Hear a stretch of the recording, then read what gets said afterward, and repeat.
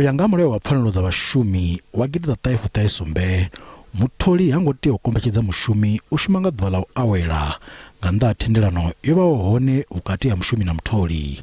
Mulayo uyu u dovha futhi wa sumbedzisa zwauri arali mushumi a shuma nga ḓuvha ḽa u awela u tea u badelwa u shuma nga ḓuvha ḽeneḽo.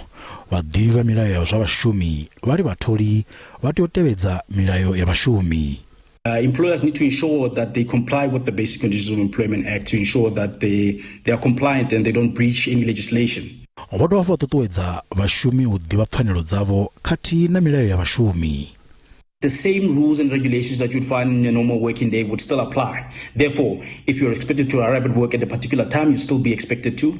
And if there's an agreement already established and the employee does not arrive on time or the employee does not arrive at all, that employee will still be subject to the normal policies that the company would have in terms of any disciplinary action that the employer may take. Nga nṱhani ha vhulwadze he a ṱasela shango ḽoṱhe ha COVID-19, khakhathi dza u pwasha na u tsiwa mavhengeleni khathihi na u golelwa shango ḽa Ukraine nga shango ḽa Russia zwo sia vhubindudzi hoṱhe fhala tshoṱhe u mona na ḽifhasi. Vhunzhi ha mabindu a kha ḓi kakarika u vuwa na u kona futhi u bvela phanḓa. Vhunzhi ha mavhengele a khou ḓi vhonala o vuliwa na musi maḓuvha o awela o no ḓi thoma. We will be open on the 26th and 27th of December, but we'll be closed on the 25th of December to give our team members time to be with their friends and family.